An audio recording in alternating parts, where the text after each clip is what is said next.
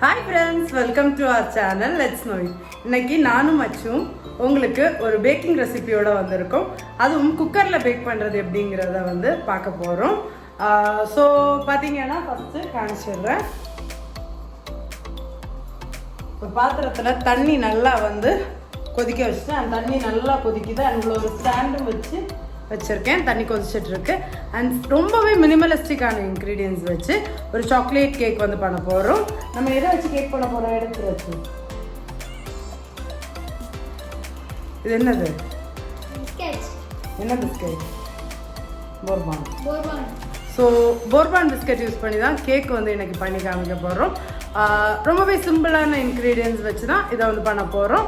So எப்படி பண்ணுறாங்கிறத பார்க்கலாம் வாங்க. இப்போ பார்த்தீங்கன்னா இதுக்கு தேவையான இன்க்ரீடியன்ஸ் வந்து சொல்லிடுறேன். பேக்கிங் பவுடர் வந்து 1/2 டீஸ்பூன் எடுத்து வச்சுருக்கேன்.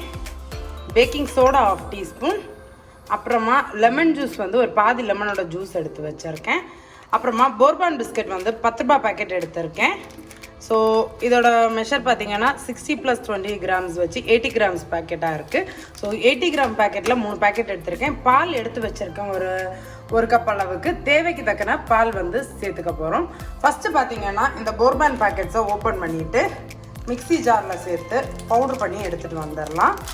இதில் பார்த்தீங்கன்னா நம்ம வந்து எந்த விதமான எக்ஸ்ட்ரா சுகர் எதுவும் நாம் வந்து சேர்க்க போகிறதில்ல. ஏன்னா இந்த பிஸ்கெட்டுக்குள்ளாடி பார்த்தீங்கன்னா க்ரீமை வந்து நம்ம ரிமூவ் பண்ண மாட்டோம். வித் க்ரீம் தான் சேர்ப்போம். இந்த க்ரீமில் பார்த்தீங்கன்னா சுகர் அண்ட் ஃபேட் கண்டென்ட் வந்து இருக்குது. ஸோ ஓப்பன் பண்ணிவிட்டு 3 பேக்கெட்டையும் உள்ளே வந்து சேர்த்துக்கலாம். 3 பேக்கெட்டையும் மிக்ஸி ஜாரில் சேர்த்துட்டு பவுட்ரு பண்ணி எடுத்துட போகிறோம்.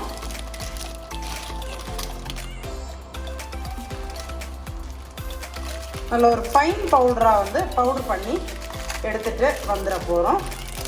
நான் பார்த்தீங்கன்னா 3 பேக்கெட்டில் இருக்கக்கூடிய பிஸ்கட்ஸையும் வந்து சேர்த்தாச்சு.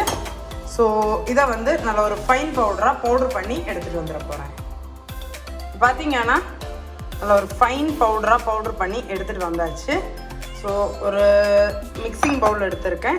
இந்த மிக்சிங் பவுலில் வந்து இந்த பவுட்ரு ஃபுல்லாத்தையும் ட்ரான்ஸ்ஃபர் பண்ணிடலாம்.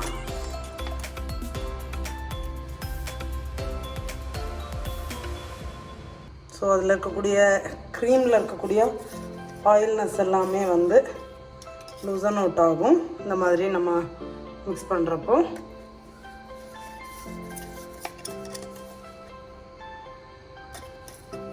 கம்ப்ளீட்டாக வந்து ஸ்க்ரேப் பண்ணிவிட்டு சேர்த்துக்கலாம்.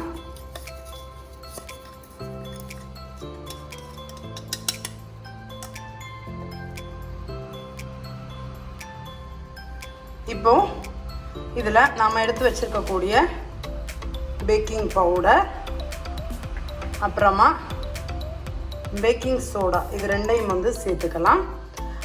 இந்த ரெண்டுக்கு பதிலாக ஈனோவும் சேர்ப்பாங்க. ஆனால் நம்ம பார்த்தீங்கன்னா இன்றைக்கி baking powder and baking soda தான் வந்து சேர்க்குறோம். பிகாஸ் எல்லோரும் வீட்டில் ஈனோ யூஸ் பண்ணுவாங்களான்னு கேட்டால் இருக்காது. அதனால தான். அண்ட் பார்த்தீங்கன்னா லெமன் ஜூஸ் இல்லைன்னா வினிகர் சேர்த்துக்கலாம் இதை ஆக்டிவேட் பண்ணுறதுக்காக. ஸோ நம்ம வந்து ஈனோ சேர்க்குறதுடைய பர்பஸும் இது தான், ஆக்டிவேட் ஆகிறதுக்காக. ஸோ ஆக்டிவேட் ஆகிடுச்சு. இதில் பால் வந்து முதல்ல ஒரு 1/2 கப் அளவுக்கு சேர்த்துக்கிறேன்.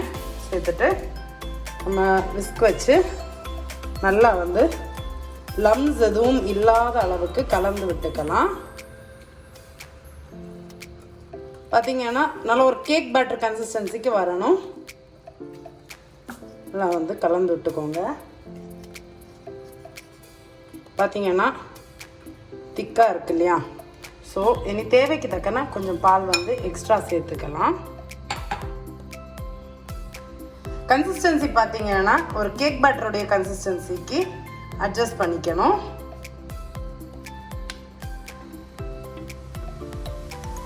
நல்லா வந்து கம்பைன் பண்ணிக்கலாம். இப்போ பார்த்தீங்கன்னா நல்லா வந்து திக்கான கன்சிஸ்டன்சி, அதாவது ஒரு கேக் பேட்டரோட ஃப்ளோவி கன்சிஸ்டன்சியில் ரெடியாக இருக்குது. ஒரு பேக்கிங் ட்ரே எடுத்துகிட்டு அதில் பார்த்தீங்கன்னா ஆயில் க்ரீஸ் பண்ணிவிட்டு அதில் வந்து கொஞ்சமாக ஆல் பர்பஸ் ஃப்ளார் யூஸ் பண்ணி டஸ்ட் பண்ணி வச்சுருக்கேன். ஸோ வந்து பார்த்தீங்கன்னா ஒரு பட்டர் பேப்பருக்கு பதிலாக ஒரு நான்ஸ்டிக் லேயர் ஆர்ட் வந்து யூஸ் ஆகும். நீங்கள் இதுக்கு பதிலாக பட்டர் பேப்பர் யூஸ் பண்ணுறதா இருந்தால் கூட யூஸ் பண்ணிக்கலாம். ஸோ இப்போ இதை வந்து ட்ரான்ஸ்ஃபர் பண்ணிடலாம்.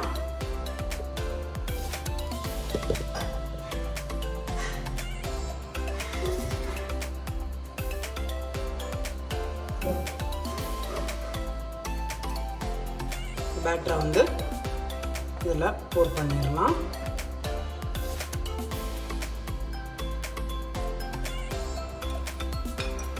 ஸோ ஃப்ளோ பண்ணிவிட்டு ஜஸ்ட் வந்து ஒரு 2 வாட்டி டேப் பண்ணிங்கன்னா அதில் இருக்கக்கூடிய ஏர் பபிள்ஸ் எல்லாமே வந்து எஸ்கேப் ஆகிடும். இனி இதை வந்து பார்த்தீங்கன்னா நம்ம கொதிக்க வச்சுருக்கோம் இல்லையா தண்ணி, அந்த பாத்திரத்துக்குள்ளே ட்ரான்ஸ்ஃபர் பண்ணிட போகிறோம். பார்த்தீங்கன்னா தண்ணி வந்து நல்லா கொதிச்சிருச்சு. ஸோ இது உள்ளே கேர்ஃபுல்லாக வந்து நம்மளோட பேக்கிங் பேனை வந்து ப்ளேஸ் பண்ணிடலாம். ப்ளேஸ் பண்ணிவிட்டு லிட் வச்சு கவர் பண்ணிடலாம். கவர் பண்ணிவிட்டு அப்படியே ஒரு 25 minutes to 30 minutes வந்து அப்படியே விட்டுறலாம். அண்ட் ரெடி ஆகிடுச்சான்னு நம்ம ஒரு நைஃப் இல்லைன்னா ஒரு ஸ்க்யூர் விட்டு செக் பண்ணிக்கலாம், கரெக்டாக வந்துருச்சான்னு தெரியும்.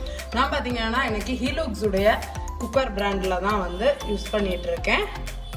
ஸோ ஒரு 25 minutes அப்புறமா பார்க்கலாம். இப்போ பார்த்தீங்கன்னா ஒரு 25 minutes ஆயிடுச்சு. ஸோ குக்கர் பண்ணிடலாம். பார்த்தீங்கன்னா கிக் பேட்டர் கொஞ்சம் அதிகமாக ஊற்றுறதுனால மேலே கிராக்கிள் ஆகிருக்கு. No problem with that. இந்த மாதிரி ஒரு டூத் பிக் எடுத்து இன்சர்ட் பண்ணிட்டு செக் பண்ணுங்கள். க்ளீனாக வந்திருக்கு பாருங்கள், மாதிரி க்ளீனாக வந்திருக்கு. ஸோ அவ்வளோதான். இப்போ வந்து அடுப்பை ஆஃப் பண்ணிடலாம். பண்ணிவிட்டு இதை வெளியே எடுத்து நல்லா கம்ப்ளீட்டாக கூல் டவுன் ஆகுறதுக்கு வந்து விட்டுடலாம். பார்த்தீங்கன்னா ஒரு பிளேட் எடுத்து வச்சுருக்கேன். கேக் ஓரளவுக்கு கூல் டவுன் ஆகிடுச்சு. இதெல்லாம் மூவ் பண்ணிடலாம். ஸோ பார்த்தீங்கன்னா க்ளீனாக வந்துருச்சு. இது வந்து ஏன் எப்படி இருக்குன்னா நம்ம வந்து அதில் ஒரு ஆயில் அண்ட் அப்புறமா வந்து ஆல் பர்பஸ் ஃப்ளார் யூஸ் பண்ணி க்ரீஸ் பண்ணியிருந்தோம் இல்லையா, அதனால தான் இந்த மாதிரி இருக்குது. ஸோ இப்போ நம்மளோட சூப்பரான கேக் ரெடி ஆகிடுச்சு. இதை வந்து கட் பண்ணிடலாம். நம்மளோட மினிஸ் வந்து கட் பண்ணிக்க போகிறோம். கட் பண்ண சாஃப்டாக இருக்காடா? ஓகே, எடுத்து டேஸ்ட் பண்ணி பாரு. காமிச்சிருவோமா? ஸ்பாஞ்சியாக இருக்கா? பார்த்தீங்கன்னா செம்ம ஸ்பாஞ்சியாக செம்ம மாய்ஸ்டாக வந்திருக்கு இந்த கேக். பார்க்குறப்பவே தெரியுதா? ஸோ அவங்ககிட்ட சாப்பிட கொடுத்துடலாம். டேஸ்ட் எப்படிடா இருக்கு? இனிப்பு இருக்கா? கரெக்டாக இருக்கா? நம்ம எப்பவும் பண்ணுற நார்மல் சாக்லேட் கேக் மாதிரி இருக்கா? So that's it friends. நீங்களும் மறக்காமல் இந்த சாக்லேட் கேக்கை உங்கள் வீட்டில் ட்ரை பண்ணி பாருங்கள். ரொம்பவே சிம்பிளான இன்க்ரீடியன்ஸ் வச்சு நீங்கள் வீட்டில் இந்த சாக்லேட் கேக்கை வந்து ரெடி பண்ணிடலாம். அண்ட் குயிக்காகவும் ரெடி பண்ணிடலாம். அண்ட் ஓவன் தேவையில்லை. நீங்கள் வந்து உப்பு போட்டு பேக்கிங் பண்ணணும் அந்த மாதிரி கூட இல்லை. கேஸ் ஸ்டவ்வில் நார்மலாக வாட்டரில் வச்சு ஸ்டீம் பண்ணி இந்த கேக்கை வந்து எடுத்துடலாம். So that's it friends. சீக்கிரமாகவே இன்னொரு இன்ட்ரெஸ்டிங்கான அனதர் ரெசிபியோட உங்களை மீட் பண்ணுறேன். நம்மளோட சேனலுக்கு நீங்கள் வரைக்கும் சப்ஸ்கிரைப் பண்ணலைன்னா மறக்காமல் சப்ஸ்கிரைப் பண்ணிக்கிடுங்க. அண்ட் நம்மளை இன்ஸ்டாகிராமில் நீங்கள் இது வரைக்கும் ஃபாலோ பண்ணலைன்னா மறக்காமல் இன்ஸ்டாகிராம்லேயும் ரெகுலர் அப்டேட்ஸ்க்காக ஃபாலோ பண்ணிக்கோங்க. இன்ஸ்டாகிராம்லேயும் நம்ம ஆக்டிவாக இருக்கோம். அண்ட் சீக்கிரமாகவே இன்னொரு இன்ட்ரெஸ்டிங்கான அனதர் சூப்பரான ரெசிபியோட மீட் பண்ணலாம். Bye friends, thank you.